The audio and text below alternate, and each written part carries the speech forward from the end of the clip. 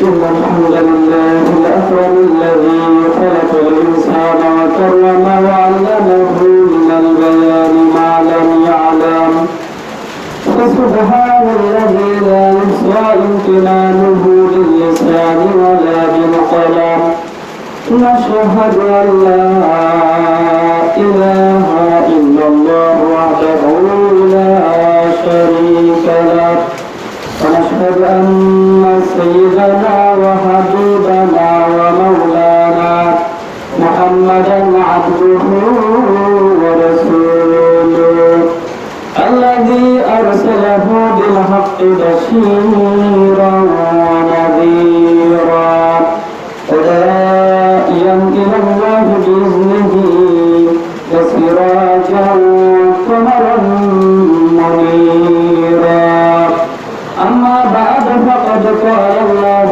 تعالى في كلامه المجيد وفرقانه الحميد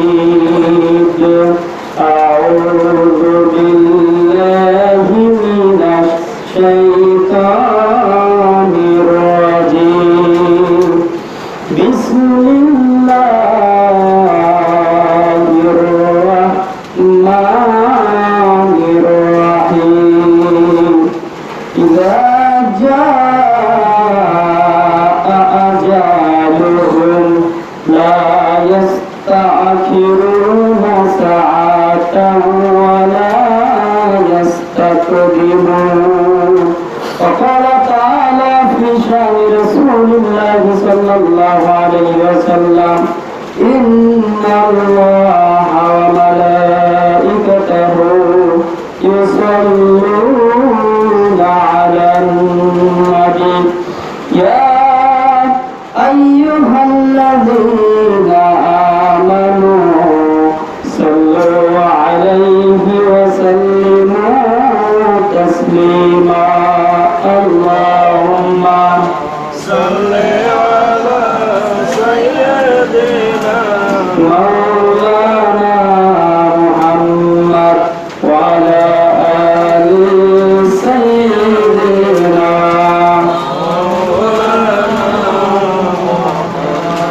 হাজার ব্যথা বেদনার পরে ফিরে আসনি তুমি আপন ঘরে দিনের আলো তুমি ছড়িয়ে দিতে চলে গেলে মদিনায় মক্কা ছেড়ে হে রাসূল তোমাকে ভুলি আমি কেমন করে আল্লাহুম্মা صل على سيدنا مولانا محمد وعلى آل سيدنا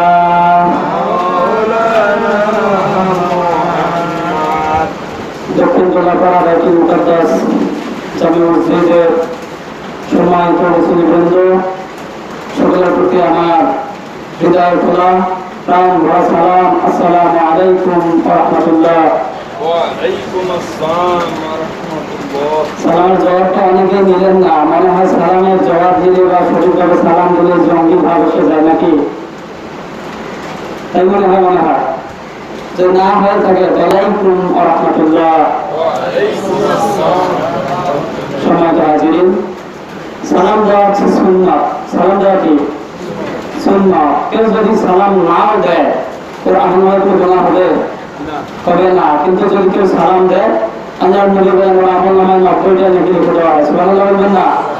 আর যখনই সালাম দেওয়া হয়ে গেল শুনবে যে ব্যক্তি, সেই ব্যক্তির জন্য সালামের জবাব দেওয়া ওয়াজিব হয়ে যায়। কি হয়? ওয়াজিব। শুধু সালামের জবাব দেয় তার জন্য 10টা নাকি, কয়টা? 10টা। তাহলে 90 বেশি নাকি 10 বেশি? আমরা কোনটা চাই? এই জন্য আমরা আগে সালাম দেবো। রাজি আছেন তো? আল্লাহর নবীকে কেউ আগে সালাম দিতে পারে না, আল্লাহর নবী সবাইকে আগে আগে কি দিয়ে দিচ্ছেন? সালাম দিয়ে দিচ্ছেন। সম্মানিত হাজিরিন, আল্লাহ রাসূলকে প্রশ্ন করা হলো, ইয়া রাসূলুল্লাহ ইয়া হাবিবাল্লাহ আইয়ুল ইসলামু খায়র, ইসলামের মধ্যে উত্তম কাজটা কি? আল্লাহর নবী বললেন ইতআমুত তাআম, ক্ষুধার থেকে খাদ্য দাও, ওয়া ইকরাউস সালাম আলা মান আরাফতা ওয়া মান লাম তারিফ, আর তোমার পরিচিত অপরিচিত সকলকে সালাম দাও। সুবহানাল্লাহ বলেন না? দেওয়া পরিচিত হোক, দেখা হলে তাকে কি দিতে হবে? সালাম দিতে হবে। সম্মানিত হাজিরিন, দুর্ভাগ্যজনক হলে সত্য, আমার দেশে কিছু কিছু উন্নত পাঠার আবির্ভাব হয়, বুঝলেন না? মনে হয় থেকে থেকে এই শান্ত দেশটাকে উচ্ছৃঙ্খল করার জন্য কিছু পাঠা, রাম, নাস্তিক, বামপন্থীদের আবিষ্কার হয়ে যায়। কিছুদিন আগে দেখলাম এক নাস্তিক, নব্য নাস্তিক, এ আমার নাকি ঢাকা ইউনিভার্সিটির প্রফেসর জিয়া রহমান নাম, এই কুলাঙ্গার বলল একটা টকশোতে যে শুদ্ধভাবে আসসালামু আলাইকুম বলা আর কথার শেষে আল্লাহ হাফেজ বলা এটা বিএনপি জামাতের কাজ, এটা জঙ্গিবাদের কাজ। নাউজুবিল্লাহ বলবেন না? সালাম নাকি শুদ্ধভাবে দিলে এটা জঙ্গিবাদের কাজ হয়ে যায়। এই ধরনের কথার সাথে ইসলামের কোন সম্পর্ক থাকতে পারে না। সম্মানিত হাজিরিন, এই সোনার বাংলায় 90% মুসলমানের দেশে ইসলাম নিয়ে, সালাম নিয়ে, আল্লাহ রাসূলকে নিয়ে কটূক্তি করবে আর আমরা বসে বসে দেখবো, এটা সহ্য করা যাবে না। সম্মানিত হাজিরিন, এই জন্য আমরা প্রশাসনের দৃষ্টি আকর্ষণ করবো, মাননীয় প্রধানমন্ত্রীর দৃষ্টি আকর্ষণ করবো, যে বেয়াদব সালামকে নিয়ে বিদ্রোহ করেছে, জঙ্গিবাদের শিক্ষা নামে আখ্যা দিয়েছে, এই বেয়াদবকে অনতি বিলম্বে আইনের আওতায় এনে দৃষ্টান্তমূলক শাস্তি দেওয়া দরকার। সম্মানিত হাজিরিন, আলোচনা চলছিল মৃত্যু সম্পর্কে। মৃত্যুবরণ সবাইকে করতে হবে। ডিসি বলেন, ওসি বলেন, এসআই বলেন, এসপি বলেন, প্রধানমন্ত্রী বলেন, হুজুর বলেন আর খেজুর বলেন, যে কোনো শ্রমজীবী পেশাজীবী মানুষকে মৃত্যুবরণ করতে হবে কি হবে না? আল্লাহ রাব্বুল আলামিন জানেন ইজাজাত আজালুহুম লা ইস্তাখিরুনা সাআতান ওয়া লা ইস্তাকদিমুন। আল্লাহ রাব্বুল আলামিন জানেন যখন কোন বান্দা মৃত্যুর সময় উপস্থিত হয়ে যায়, একটা সেকেন্ড তার জন্য বেশি সময় দেওয়া হয় না, একটা সেকেন্ড আগেও তার মৃত্যু দেওয়া হয় না। সঠিক নিয়মে যথা সময়ে তার মৃত্যুটা দেন কে? আল্লাহ। এই নিয়মে আপনারও মৃত্যু হবে, আমারও হবে।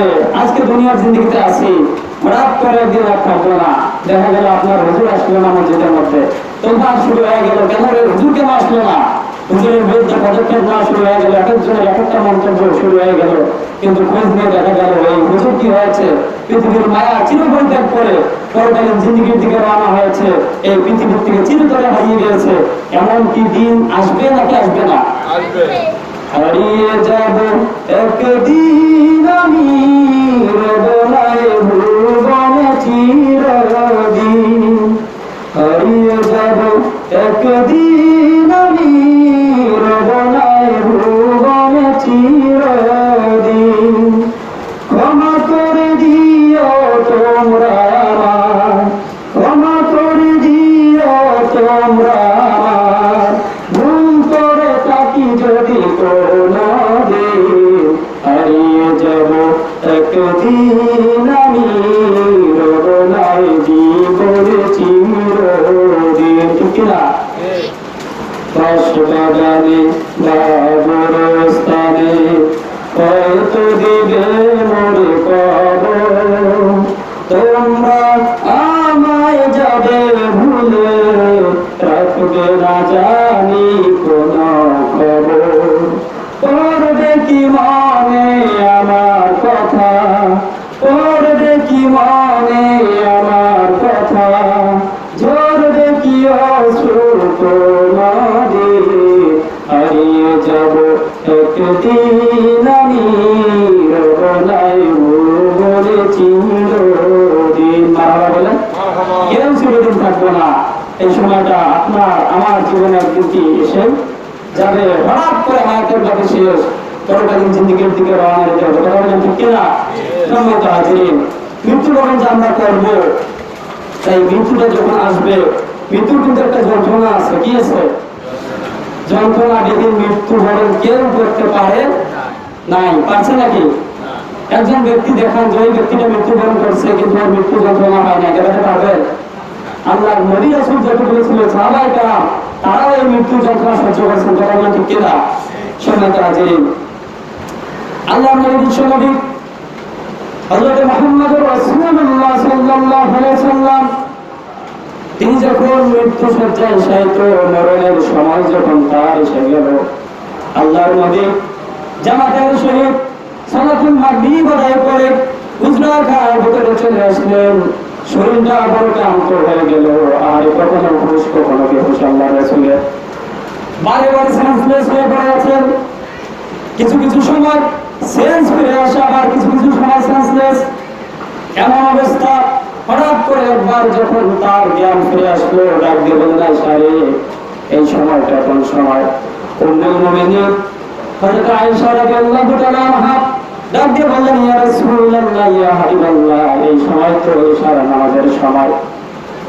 ও আল্লাহর নবী, সাহাবায়ে কেরাম ইশার জামাত আদায় করার জন্য অনেকক্ষণ পর্যন্ত আমার আপনার পিছনে নামাজ আদায় করার জন্য অপেক্ষায় রেখেছিল। যখন নির্ধারিত সময়টা এক্সপায়ার হয়ে গেল, নির্ধারিত সময় অতিক্রম হওয়ার পরে যখন আপনি অচেতন অবস্থায় পড়ে আছেন, মসজিদে যেতে পারলেন না, এমন অবস্থায় তাড়াতাড়ি ঘড়ি করে সিদ্ধান্ত করে আমার বাবা আবু বকরের ইমামতিতে জামাতের সহিত নামাজ আদায় করতেছে, বলেন সুবহানাল্লাহ। আল্লাহর নবী বললেন, আয়েশা রে, আমাকে একটু উঁচু করে ধরো তো, আমি একটু নামাজের দৃশ্য দেখতে চাই। আল্লাহ রাসূলকে একটু উঁচু করে ধরা হলো। আল্লাহ রাসূল নামাজের দৃশ্য দেখে টানতে আরম্ভ করে দিলেন। আয়েশা রাদিয়াল্লাহু তাআলা আনহা বলেন, ইয়া রাসূলুল্লাহ, ইয়া হাবিবাল্লাহ, নামাজের দৃশ্য দেখার পরে তো আপনার খুশি হওয়ার কথা, কেন আপনি এইভাবে কাঁদলেন? আল্লাহর নবী বলেন, আয়েশা রে, সব সময় সকল কান্না দুঃখের কান্না হয় না, কিছু কিছু কান্না আনন্দের হয়। কথা বলেন ঠিক কিনা? অনেক সময় অনেক বড় পাওনা যখন আমরা পেয়ে যাই, তখন দেখবেন যে আনন্দের খেলা আমাদের চোখ বেয়ে বেয়ে পানি করতে থাকে, আমাকে কিনা সন্তানটা ভালো রেজাল্ট করেছে, ভালো একটা ভার্সিটিতে চান্স পেয়েছে, জিপিএ 5 পেয়েছে, বা আমার গর্বে বুকটা ভরে যায়, খুশির খেলায় দেখবেন যে চোখের পা বেয়ে বেয়ে পানি করতে থাকে। কথা কি ভুল বললাম নাকি? আল্লাহ রাসূলের এমন খুশি অনুভূত হতে হতে চোখ দিয়ে পানি করতে থাকলো, সুবহানাল্লাহ। আল্লাহ নবী বললেন, আয়েশা রে, আমি তো তাদের জামাতের সাথে নামাজ আদায়ের দৃশ্য দেখে আমার মনের মধ্যে এটা কনসেপ্ট হয়ে গেল, এটা ধারণা তৈরি হয়ে গেল, আমি রাসূলের সময় দুনিয়ার জিন্দেগিতে থাকবো না। অথচ আমি না থাকার পরে যেইভাবে সাহাবায়ে কেরাম নামাজের মধ্যে শামিল হয়েছে, জামাতের সাথে নামাজে দাঁড়িয়েছে, এই নামাজ প্রতিষ্ঠার আন্দোলন করতে গিয়ে তায়েফের ময়দানে আমি রক্ত ঝরাইছি, উহুদের ময়দানে দমদম মোবারক শহীদ করে দিয়েছি। নামাজরত অবস্থায় উম্মতদেরকে নামাজ শেখাতে গিয়ে কাফের মুশরিকরা উটের পচা নাড়ি ধরে আমার কাঁধে চাপায় দিয়েছে। এই দৃশ্য দেখে ভবিষ্যতের একটা কল্পনা, একটা স্মৃতি আমার স্মৃতি করে ধরা পড়ে গেল। আমি রাসূলের সময় থাকবো না, আমার অনুপস্থিতিতে আমার সাহাবীরা এইভাবে আযান শোনার পর পরই জামাতের সাথে নামাজ আদায় করবে, বলেন সুবহানাল্লাহ। শেষ সময় আল্লাহ রাসূলের আকুতি মিনতি, তার মনের আশা, এরাদা আকাঙ্ক্ষা কিরকম, যে আমি রাসূল থাকবো না, আমার উম্মতেরা দুনিয়ার জিন্দেগিতে থাকবে, আযান শোনার সঙ্গে সঙ্গে তারা মসজিদে যাবে, জামাতের সাথে নামাজ আদায় করবে। আর যদি আযান শুনে ঘরে বসে থাকি কিংবা নিজে নিজে নামাজ পড়ি, আল্লাহ রাসূলের ওই লালিত স্বপ্নকে আমরা পূরণ করতে পারবো না। এই জন্য অবশ্যই আমাদেরকে কি করতে হবে? জামাতের সাথে নামাজ আদায় করতে হবে। সম্মানিত হাজিরিন, এরপর আল্লাহর রাসূল মৃত্যু শয্যায় শায়িত, সকল সাহাবীরা আল্লাহর রাসূলের কাছে এসে তার সুহবত নেওয়ার চেষ্টা করতেছে।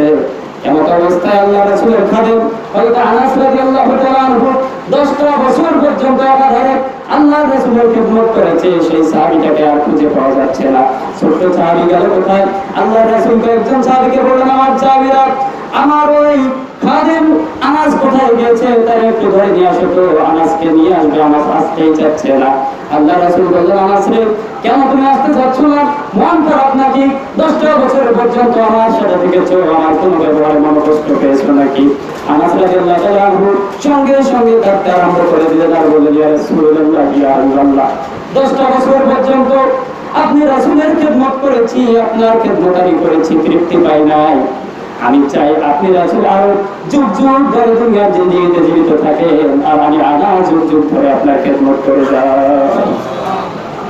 ইয়া রাসূলুল্লাহ, আমার সেই মনের স্বপ্নটা পূরণ হচ্ছে না, মনোবাসনা পূরণ হচ্ছে না, আপনি চলে যাচ্ছেন, আমি তো আপনার খিদমত করা থেকে মাহরুম হয়ে যাব। কার খিদমত করবো? কাকে রাসূল রাসূল বলে রাখবো? আপনাকে রাসূল ডাকার থেকে আমরা মাহরুম হয়ে যাবো, এতিম হয়ে যাবো নবী, সেই দুঃখে আপনার সামনে আমি কি আসতে চাচ্ছি না, বিব্রত বোধ করতেছি। এবার আল্লাহ রাসূলের মৃত্যু যন্ত্রণা শুরু হয়ে গেল। কেমন মৃত্যু যন্ত্রণা? আম্মা জান আয়েশা সিদ্দিকা রাদিয়াল্লাহু তাআলা আনহা স্টিল ছিলেন। আম্মা জানের ওই কাকের মধ্যে করে আল্লাহ রাসূলের মাথাটা সেখানে ছিল। আল্লাহর নবী বারবার শুধু তার হাতের পাশে একটা পানির পাত্র ছিল, এই পাত্রের মধ্যে বারবার হাত দিচ্ছেন আর হাত দিয়ে পানিগুলো একটু করে মেরে দিচ্ছেন আর মুখটা মুছে দিচ্ছেন আর বলছেন আয়সা রে নিশ্চয়ই মৃত্যুর একটা যন্ত্রণা আছে। মৃত্যু কি আছে? যন্ত্রণা আছে, এই কথা বলছে আর হাতগুলো এইভাবে উপরে ধরে আছে।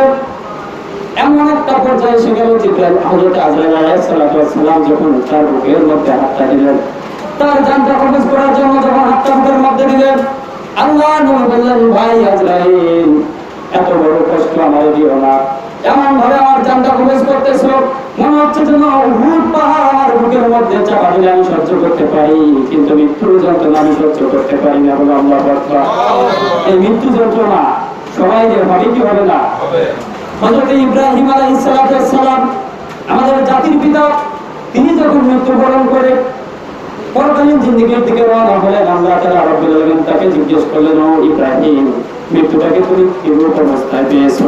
ইব্রাহিম আলাইহিস সালাম বলেন, ও রাব্বুল আলামিন ভেজা পশম লৌহদণ্ডের মধ্যে, গরম লৌহদণ্ডের মধ্যে একটা ভেজা পশম লাগলে পরে সেটা টান দিয়ে তুলতে যে পরিমাণ কষ্ট হয় তার চেয়ে হাজার হাজার গুণ বেশি কষ্ট আমি পেয়েছি। আল্লাহ বললেন ইব্রাহিম তোমার জন্য আমি মৃত্যুর যন্ত্রটাকে সহজ করে দিয়েছি। বলেন সুবহানাল্লাহ। সহজ করে দেওয়ার পরে কত কষ্ট। মুসা আলাইহিস সালামকে জিজ্ঞেস করা হলো, মুসা মৃত্যুবরণ করলে মৃত্যুর যন্ত্রণা তো পেলে, বলো তো দেখি মৃত্যুর যন্ত্রণা তোমার কাছে কেমন মনে হলো? হযরত মুসা আলাইহিস সালাম বলছেন, ও রব্বুল আলামিন মৃত্যুর যন্ত্রণাটা আমার কাছে এমন মনে হলো, মনে হচ্ছে যেন একটা পাতিলের মধ্যে গরম পানি টকবক টকবক করতেছে, এই গরম পানির মধ্যে যেন একটা জ্যান্ত পাখির বাচ্চাকে ডুবাই দেওয়া হয়েছে। পাখিটা মরেও না বাঁচেও না, মরলে পরে সে কিভাবে মৃত্যু যন্ত্রণা থেকে রেহাই পাবে আর বাঁচলে পরে উড়াল দিয়ে সেখান থেকে চলে যাবে। তার মানে কি পাখিটা মরেও না বাঁচেও না, এমন অবস্থায় থাকাকালীন পাখিটার যত কষ্ট, ও আল্লাহ মৃত্যুবরণ যখন করেছি সেই মৃত্যু যন্ত্রণাটা আমার কাছে তার চেয়ে বেশি কষ্ট করে গেছে। আল্লাহু আকবার। সম্মানিত হাজিরিন, আল্লাহর নবীর সাহাবী হযরত ওমর রাদিয়াল্লাহু তাআলা আনহু নাম শুনছেন? জলিলুল কদর সাহাবী, জান্নাতের সার্টিফিকেট প্রাপ্ত একজন সাহাবী। তিনি যে রাস্তা দিয়ে যায়, আল্লাহ নবী বলেন ওমর যে রাস্তায় যায় শয়তান 40 দিন ওই রাস্তায় যেতে পারে না। বলেন সুবহানাল্লাহ। এমন একজন পাওয়ারফুল সাহাবী, তিনিও মৃত্যুর যন্ত্রণা সহ্য করার মুহূর্তে বলছেন, যদিও বা তাকে শহীদ করে দেওয়া হয়েছিল, তারপরে সেই সময় তিনি বলছিলেন আরে ওমরের মা যদি ওমরকে প্রসব না করতো তাহলে ওমরের আজকে এমন মৃত্যু যন্ত্রণা হতো না। চিন্তা করছেন? তার মানে মৃত্যু যন্ত্রণা সবাইরই হবে, হবে না? হবে। কারো একটু বেশি হবে, কারো কি হবে? কম হবে। সম্মানিত হাজিরিন, এই জন্য মৃত্যু যন্ত্রণা যেন কম হয়, এই জন্য আমল করার দরকার আছে না নাই? নেক আমল না বদ আমল? সম্মানিত হাজিরিন, আমরা সবাই আল্লাহ তাআলা রাব্বুল আলামিনের সান্নিধ্য লাভ করে নেক সুরতে মৃত্যুবরণ করতে চাই, নাকি বেঈমান হয়ে মরতে চাই? ইমানদার অবস্থায় মরতে চাই তো নাকি? বলেন ইমানদারদের কিছু গুণ আছে, সেই গুণাবলী অবশ্যই আমাদেরকে কি করতে হবে? অর্জন করতে হবে। ইমানদার ব্যক্তি কখনো পারে না প্রতিবেশীর হক নষ্ট করতে। ইমানদার ব্যক্তি কখনো পারে না জনগণের স্বার্থ ফাঁকি দিতে। ইমানদার কখনো পারে না আল্লাহর বিধান অমান্য করতে। কথা বলেন ঠিক কিনা? ইমানদার কখনো পারে না পিতা মাতার সাথে রুড়ু আচরণ করতে। এমনও ব্যক্তি আছে বাবা মাকে তো বাবা মা বলে ডাকেই না, বুড়া বুড়ি বলে আসে না নাই? এই সন্তানদের জন্য মৃত্যুটা হবে সবচেয়ে বেশি কষ্টে। নাউজুবিল্লাহ বলবেন না? কোথায় পেলাম? আল্লাহ রাসূলের হাদিসে একটা ঘটনা আছে, বলবো নাকি? সম্মানিত হাজিরিন, আল্লাহর নবীর একজন সাহাবী হযরত আকলামা রাদিয়াল্লাহু তাআলা আনহু বদরের যুদ্ধে আল্লাহর রাসূলের সঙ্গে ছিলেন, উহুদের যুদ্ধে ছিলেন, তাবুকের যুদ্ধে ছিলেন। আল্লাহর রাসূল একটা হাদিসের মধ্যে বলেছেন, বদর এবং উহুদের যুদ্ধে যে সমস্ত সাহাবীরা আমার সাথে গিয়েছিল আল্লাহ রাব্বুল আলামিন তাদের তাম জিন্দেগীর সমস্ত গুনাহ মাফ করে দিয়েছে। সে বদরে গেছে, উহুদে গেছে, তাবুকে গেছে, এমন একজন সাহাবী সব সময় রাসূলের সঙ্গে থেকেছে, তাকবীরুল্লাহর সঙ্গে 5 ওয়াক্ত নামাজ আদায় করত। সেই সাহাবীর যখন মৃত্যুকালীন সময় হয়ে গেল, মৃত্যুর সময় কয়েকজন সাহাবী খবর দিলেন, ইয়া রাসূলুল্লাহ, ইয়া হাবিবাল্লাহ, আপনার সাহাবী আকলামা তার মৃত্যু সন্ধিক্ষণে সে উপস্থিত হয়ে গেছে।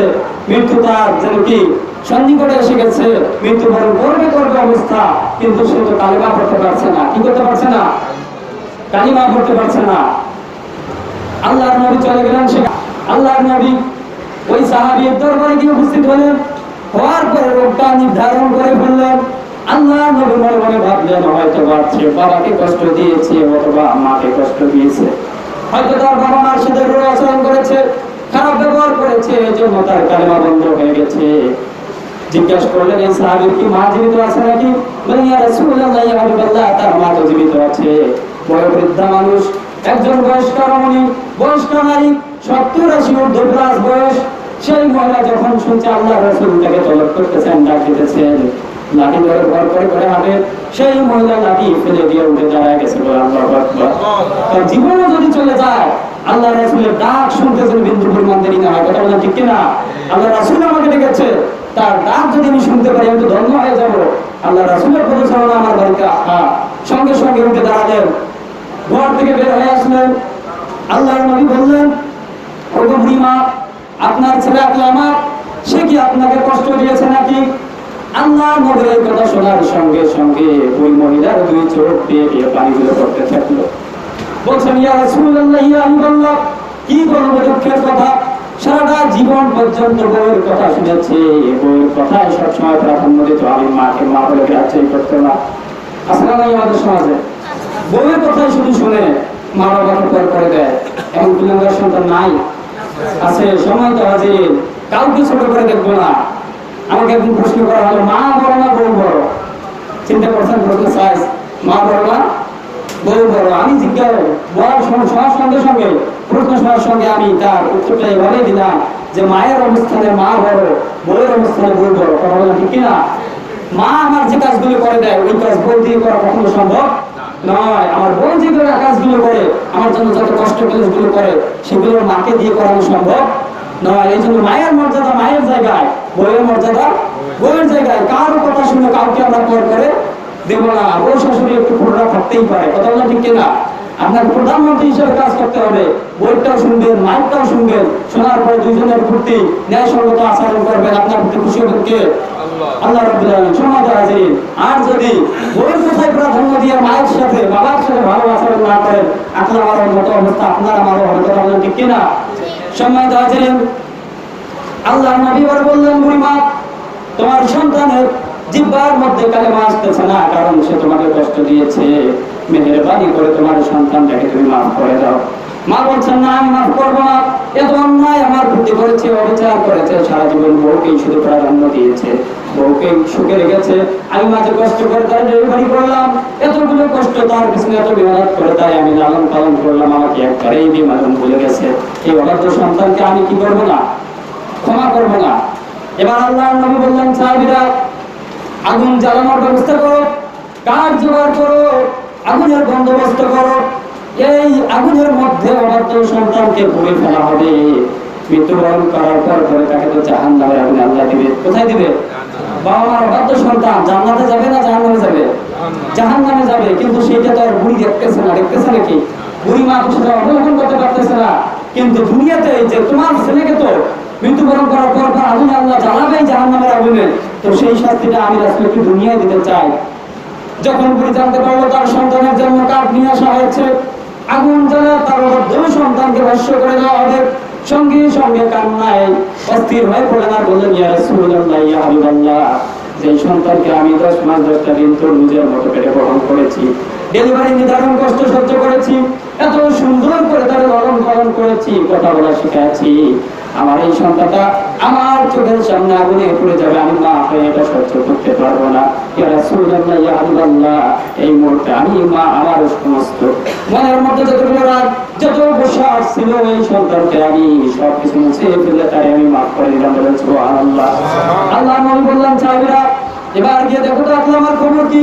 সাহাবায়ে কেরামের একটা দল গিয়ে দেখেন আকলামা রাদিয়াল্লাহু তাআলা আনহু সঙ্গে সঙ্গে কালেমা তার মুক্তি উচ্চারিত করতেছে, লা ইলাহা ইল্লাল্লাহু মুহাম্মাদুর রাসূলুল্লাহ সাল্লাল্লাহু। এজন্য মায়ের দোয়া বেশি বেশি করে নেব। সময় তো হাজির, মনে রাখবেন, বউ গেলে বউ পাওয়া যায়, সন্তান গেলে সন্তান পাওয়া যায়, মা গেলে মা আর পাওয়া যায় না, বাবা গেলে বাবা পাওয়া যায় না। কথা ঠিক কিনা? এই জন্য মা বাবা এদের দুজনের সাথে ভালো ব্যবহার করার কথা বলেছেন কে? আল্লাহ। ওয়াকফিদ লাহুমা জানাহা যুল্লি মিনার রাহমা ওয়া কুর রাব্বির হামহুমা কামা রাব্বায়ানি সাগীরা। আল্লাহ রাব্বুল আলামিন বলেছেন যখন বৃদ্ধ বয়সে তারা উপনীত হয় তখন তাদের জন্য রহমতের ডানা বিছায় দাও। সুবহানাল্লাহ বলবেন না? তাদের জন্য দোয়া করতে থাকো, আয় আমার প্রতিপালক, আমার পিতামাতা শিশুকালে শৈশবকালে আমাকে যেভাবে লালন পালন করেছে তুমি রব্বুল আলামিন আমার পিতামাতাকে তোমার রহমতের ফলে সেইভাবে লালন পালন করবেন। সুবহানাল্লাহ। সম্মানিত হাজিরিন, তাহলে আমরা শুনছিলাম মৃত্যু যন্ত্রণা সবারই আছে, কিন্তু কারো মৃত্যু যন্ত্রণা হবে কম, কারোটা হবে বেশি। ইমানদারের মৃত্যুর অবস্থা, বেঈমানের মৃত্যুর অবস্থা আমাদের আজকের আলোচনার মুখ্য উদ্দেশ্য। এখন সেই সম্পর্কে আমরা কথা শুনবো ইনশা আল্লাহ। সম্মানিত হাজিরিন, বলতেছিলাম ইমানদার যখন মৃত্যুবরণ করে, ইমানদারের মৃত্যুর সময় যখন হয়ে যায়, একদল ফেরেশতা আল্লাহ রাব্বুল আলামিন আকাশ থেকে পাঠায়া দেয়, তার চোখের সামনে সেই ফেরেশতাগুলো মুমূর্ষু ব্যক্তির চোখের সামনে বাজতে থাকে। এরপর আল্লাহ তাআলা রাব্বুল আলামিন ফেরেশতা আজরাইলকে পাঠায়া দেয়। আজরাইল এসে উড়ে বসে যায়, আর ইমানদার ব্যক্তিকে সম্বোধন করে ডাক দিয়ে বলে, ইয়া আইয়াতুহান নাফসুল মুতমাইন্না ইরজি ইলা রাব্বিকা রাদিয়াতাম মারদিয়া ফাদখুলি ফি ইবাদি ওয়াদখুলি জান্নাতি। আল্লাহু আকবার।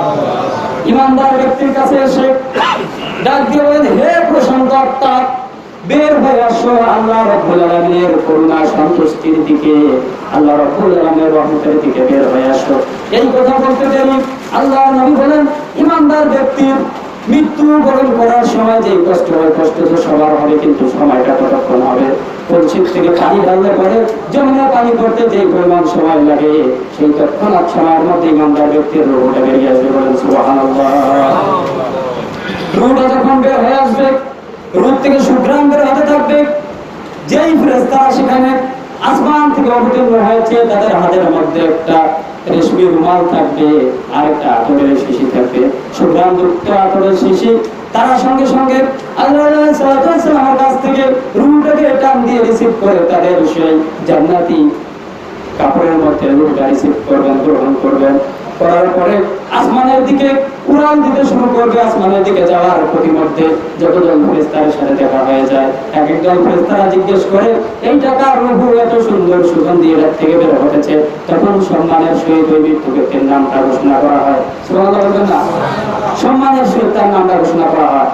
এরপরে এইভাবে করে ফেরেশতাদের দলকে অতিক্রম করে প্রথম আসমানের দরজায় যখন তাদের ফেরেশতাদের সামনে যখন যাওয়া হয়, ফেরেশতাদেরকে ইনভাইট করা হয়, তাদেরকে ডাক দেওয়া হয়, কল দেওয়া হয়। ও ফেরেশতারা আসমানের দরজাটা খুলে দেয়, ওর সঙ্গে সঙ্গে তারা আসমানের দরজা খুলে দেয়। এই ফেরেশতারা রূহটাকে নিয়ে দ্বিতীয় আসমানে প্রবেশ করে। বলেন সুবহানাল্লাহ। এইভাবে দ্বিতীয়, তৃতীয়, চতুর্থ, পঞ্চম, ষষ্ঠ, সপ্তম আসমান পর্যন্ত চলে যায়। যাওয়ার পরে আল্লাহ তাআলা রাব্বুল আলামিন ওই ফেরেশতার দলকে ডাক দিয়ে বলে, ওরে আমার ফেরেশতারা, আমার ইমানদার ব্যক্তি, ইমানদার বান্দার এই রূহের দপ্তরটা ইল্লিন নামক স্থানে তোমরা লিখে রাখো। ইল্লিনে লেখার পরে কি করবা? তার যে রূহটা আছে, আত্মাটা আছে, সেটা আবার নিয়ে গিয়ে তার কবরের মধ্যে, তার লাশের মধ্যে প্রবিষ্ট করাটা। বলেন সুবহানাল্লাহ। সঙ্গে সঙ্গে ফেরেশতারা এসে ওই রূহটা যখন মৃত্যু ব্যক্তির শরীরের মধ্যে দিয়ে যাবেন, সঙ্গে সঙ্গে পুনরায় সে জীবিত হয়ে যাবে। মুনকার নাকির ফেরেশতা চলে আসবে। আসার পরে মান রব্বুকা ওয়া মা দীনুকা ওয়া মান হাজার রাজুল, তোমার নবীকে, তোমার দিন কি, তোমার রব কি, এই প্রশ্নগুলো যখন করবে, সঠিক জবাব দেওয়ার সঙ্গে সঙ্গে তারা বলবে, এই প্রশ্নের জবাবগুলো কোথা থেকে পেলে? তারা বলবে, দুনিয়ার জিন্দেগিতে আল্লাহর কোরআন পড়েছি, কোরআন বুঝেছি, কোরআন অনুযায়ী ব্যক্তি, সমাজ, পরিবার, রাষ্ট্র পরিচালনা করেছি, কোরআনের বিরুদ্ধে কেউ কথা বললে তার বিরুদ্ধে আমরা অ্যাকশন নিয়েছি, জীবন দিয়ে পর্যন্ত মাঠে ময়দানে লড়াই করেছি, তারপর বাতিলদের কাছে আমরা কখনো মাথা নত করি নাই।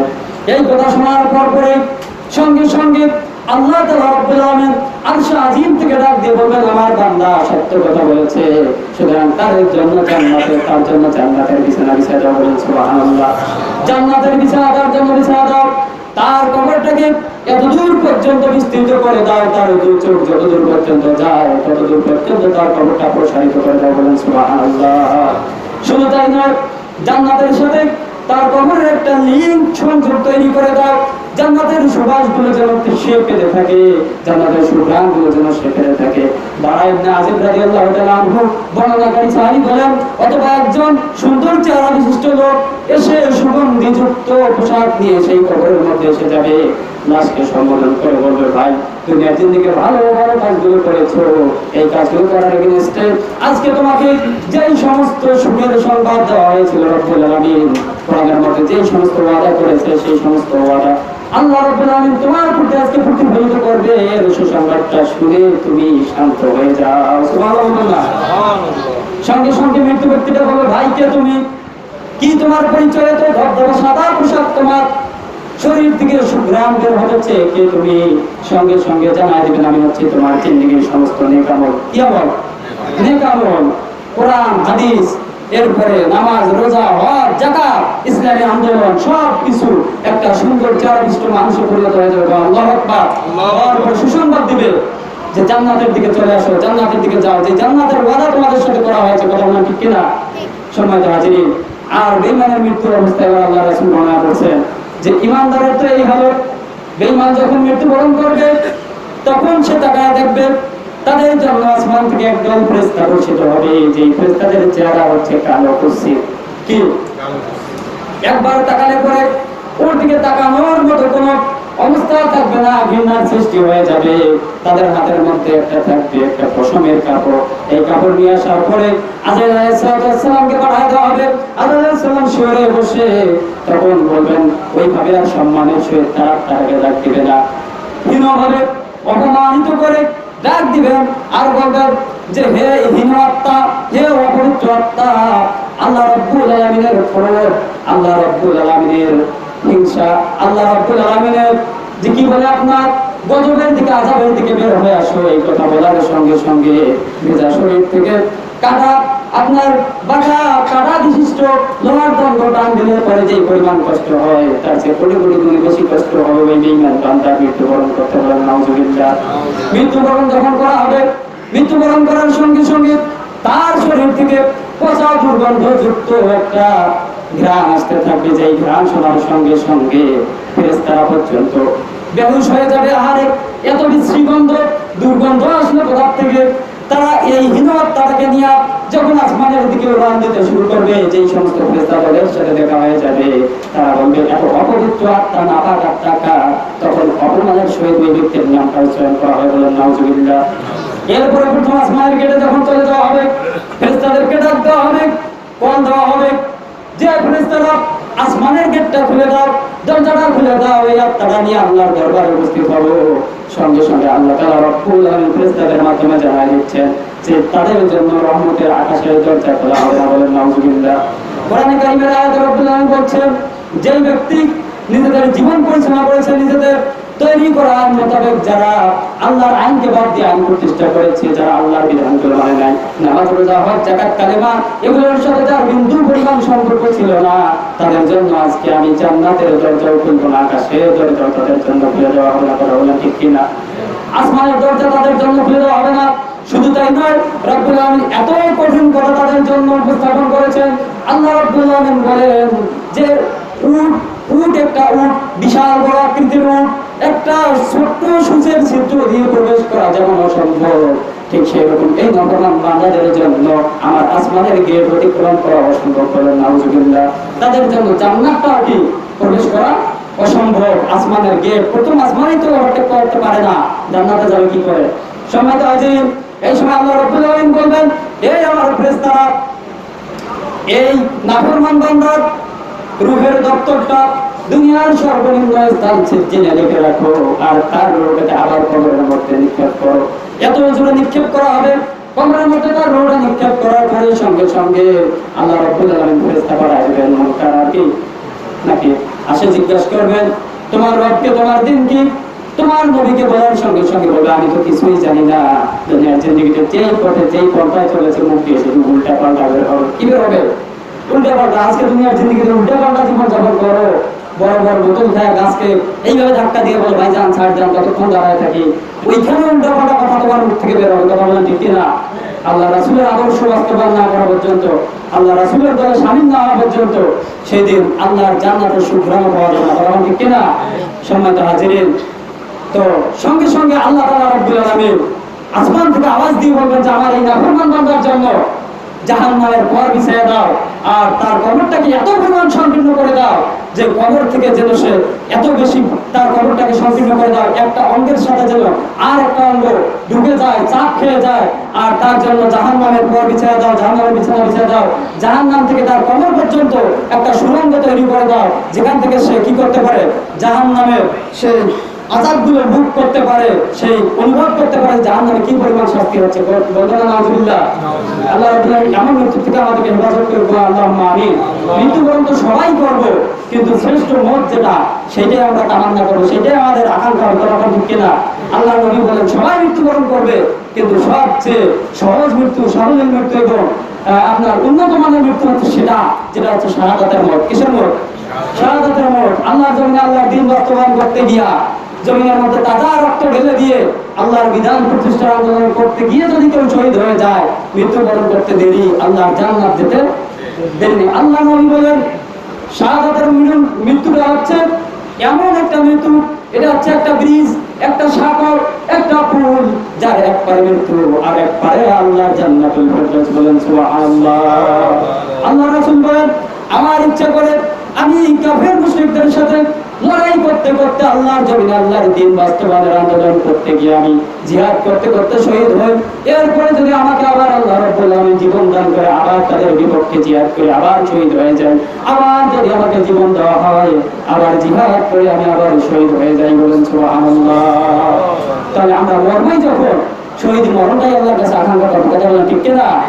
মরতেই হবে যখন শহীদ মরণ দিও আমাকে, মরতেই হবে যখন শহীদ মরণ দিও আমাকে, শাহাদাতে জানি শুধুই জীবন, সে জীবন দিও আমাকে, মরতেই হবে যখন শহীদ মরণ দিও আমাকে, রোগে শোকে মরণ দিও না আমার, বিপদে মুসিবতে নিও না আমার, এমন মরণ দিও চোখ বুঝলেই যেন দেখি তোমাকে, মরতেই হবে যখন শহীদ মরণ দিও আমাকে। বলেন আমিন। আমিন। যদি কবুল হয় আপনার আমার জিন্দেগিটা সাকসেসফুল হয়ে যাবে। সুবহানাল্লাহ।